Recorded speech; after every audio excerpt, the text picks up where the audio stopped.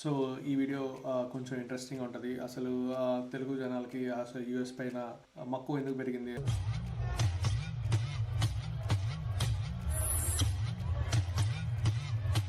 అసలు ఈ యుఎస్ అనే వర్డ్ ప్రతి ఒక్కరికి ఎలా వచ్చింది, సూట్ కేసులు పట్టుకుని ప్రతి ఒక్కరు యూఎస్కి అయితే ట్రావెల్ అయిపోతున్నారు, ఎప్పుడు జరిగింది, ఎలా జరిగింది, ఎందుకు వస్తున్నారు, త్రూ అవుట్ ఈ వీడియో ఉంటుంది.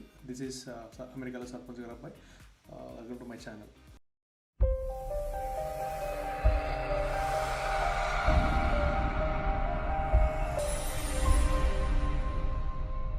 అమెరికా అనే కాన్సెప్ట్, ఒక ప్రొసీజర్ అనేది ఎప్పుడు ఫాలో అయిందంటే 90s స్టార్ట్ అయింది. అసలు అమెరికానే ఎందుకు, మిగతా కంట్రీస్ ఎందుకు వెళ్ళరు, సో అమెరికా అంటే అంత ఈజీగా. మనం ఎక్కడ చూసినా ఇప్పుడు ప్రెజెంట్ సినారీ ఏంటంటే 10th అయిందా, ఇంటర్ చేరామా, బీటెక్ చేరామా, బీటెక్ మంచి స్కోరింగ్ వచ్చిందా, ఐఎల్స్ రాసామా, సో మాస్టర్స్ జాయామా, మాస్టర్స్ నుంచి H1 వచ్చిందా, H1 వచ్చిన తర్వాత మ్యారేజ్ అయిందా, సో మ్యారేజ్ అయిన తర్వాత I-140 అప్రూవ్ అయిందా, మా పిల్లలు పుట్టారా, గ్రీన్ కార్డ్. ఈ సినారీ అనేది కొనసాగుతుంది. అసలు ఎందుకు ఓన్లీ ఫర్ ఇయర్స్ అంటే బేసిక్గా ఈ ప్యాటర్న్ అనేది ఎక్కడో విన్నట్టుంది కదా. సో ఈ ప్యాటర్న్ అంతా ఎప్పుడు ఎలా స్టార్ట్ అయిందంటే ఫ్లాష్ బ్యాక్ ఇయర్ 2000కి ఈ ప్యాటర్న్కి సింక్ ఏముందంటే Y2K ప్రాబ్లం అనమాట. సో Y2K ప్రాబ్లం ఎందుకు వచ్చింది, ఎలా వచ్చింది, అసలు రావాల్సిన అవసరం ఉంది. ఈ ప్రాబ్లం వల్ల మన ఐటీ ఎంప్లాయీస్కి జాబ్స్ ఎక్కువ జనరేట్ అయ్యాయి. తర్వాత ఏమైంది, ఇప్పుడు అయన్నొద్దు పాయింట్కి రా. Y2K ప్రాబ్లం ఎందుకు వచ్చింది, బేసిక్గా ఏంటంటే అప్పట్లో ఆ స్టోరేజెస్ ఇప్పుడైతే ఎలా ఉన్నాయో అంత కాస్ట్ తక్కువ ఉండేవి కాదు. స్టోరేజ్ స్పేస్ అనేది చాలా కాస్ట్లీ అనమాట. $100 to $10 to $100 అనేది ఉండింది. దీన్ని తగ్గించడానికి అప్పుడు కంపెనీస్ ఏం ప్లాన్ చేశాయంటే ఇయర్ని లైక్ మంత్, డేట్, ఇయర్ కదా. సో ఇయర్ అనేది 1999 అయితే 4 digits కదా. సో 2 digits ఉంటాయి అనమాట, లాస్ట్ 2 digits 99 అనమాట. సో ఇక్కడ ఏంటంటే 1999 అయిపోయాక 2000 వస్తుంది కదా. 2000 అంటే 2 zeros అనమాట.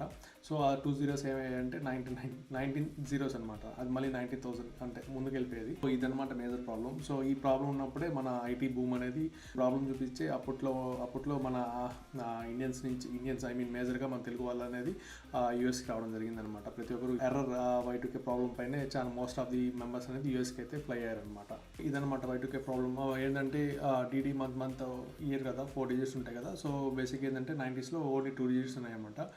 Banking sector, health sector, financial sector ఏవైతే ఉన్నాయో 2000కి వచ్చేపాటికి లాస్ట్ 2 zeros కదా, అది మళ్ళీ 19కి వెళ్ళిపోయేది. సో ఈ ప్రాబ్లమ్ని ఫిక్స్ చేయడానికి అప్పుడు ఐటీ ఎంప్లాయీస్ అయితే అవసరం ఉంది, వర్క్ ఫోర్స్ ఉండింది. వాళ్ళంతా అప్పుడు స్టార్ట్ అయిందనమాట తెలుగు వాళ్ళంతా అమెరికాకి రావడం. నాన్నగారు ఏంట్రా నసా? నస కాదు, వీసా.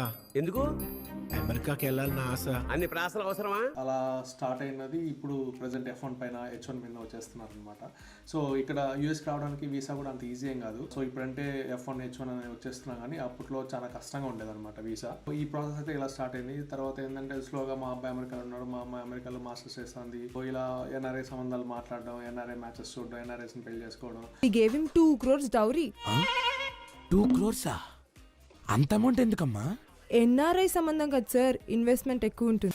NRIs ఇక్కడ డాలర్స్ సంపాదించడం, ఆ డాలర్స్ని మళ్ళీ ఇండియాకి పంపడం.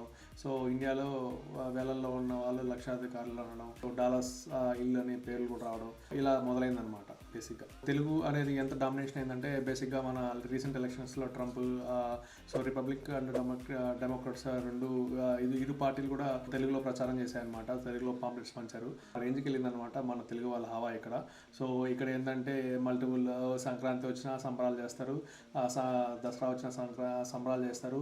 సో ఇలా తామ ఆట అంటూ వాళ్ళ ఆర్గనైజేషన్స్ లెవెల్లో వాళ్ళు క్రియేట్ చేసుకొని వాళ్ళ పద్ధతుల్లో వాళ్ళ ఫెస్టివల్ సెలబ్రేట్ చేసుకొని ఒక మంచి కమ్యూనిటీ అనేది బిల్డ్ చేశారు. ఇక్కడ తెలుగు వాళ్ళ హవా ఆటో ఇటు లేదు. ఇప్పుడు సెకండ్ ఎక్కువ మాట్లాడే లాంగ్వేజ్ ఏంద్రా బాబు ఇక్కడ అంటే తెలుగే అంటున్నారు అనమాట. అక్కడ కూడా మన డామినేషన్ అంటావా? యా కిక్కురా.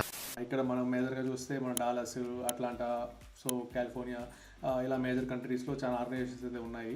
తెలుగు వాళ్ళదే హవా ఎక్కువ నడుస్తుంది ఇక్కడ. ఈ మాత్రం హింట్ ఇస్తే చాలు, చెలరేగిపోతారు. రీసెంట్గా వచ్చిన సర్వే ప్రకారం 2030కి మన తెలుగు వాళ్ళు అయితే మిలియన్స్లో ఉంటారని సర్వే కూడా చెప్తుంది. ఆల్మోస్ట్ ఇప్పుడే చూస్తున్నాం మనం ఎక్కడికి వెళ్ళినా కూడా. సో తెలుగు సంప్రదాయాలు, తెలుగులో గుళ్ళు అయితే కానీ, సో ఫెస్టివల్స్ అయితే కానీ మన కమ్యూనిటీస్ మంచి బాండింగ్తో బిల్డ్ అవుతున్నాయి అనమాట తెలుగు కమ్యూనిటీస్ ఇక్కడ. అమెరికా రావాల్సిన డ్రీమ్స్లో కొందరు దీన్ని పక్కతో కూడా పట్టిస్తున్నారు అనమాట. అంటే నాకు ఈ సర్టిఫికేట్లు తీసుకురావడం, ఫేక్ డాక్యుమెంట్స్ పెట్టడం, సో ఇమిగ్రేషన్ దగ్గర దొరికిపోవడం, డిప్యుటేషన్ అవ్వడం, స్టూడెంట్స్ అనేది వెనక్కి వెళ్ళడం, ఇలా చాలా జరుగుతున్నాయి. ఇది ఒక పక్క వర్స్ సినారీ అయితే మన తెలుగు వాళ్ళు చాలా మంది ఇక్కడ ఉన్నారు. చాలా మంచి పొజిషన్స్లో ఐటీలో వాళ్ళ కెరియర్ సైడ్ బాగా గ్రో అవుతున్నారు. మైక్రోసాఫ్ట్ CEO అనమాట సత్యనారాయణ. సో తను కూడా తెలుగు అతనే.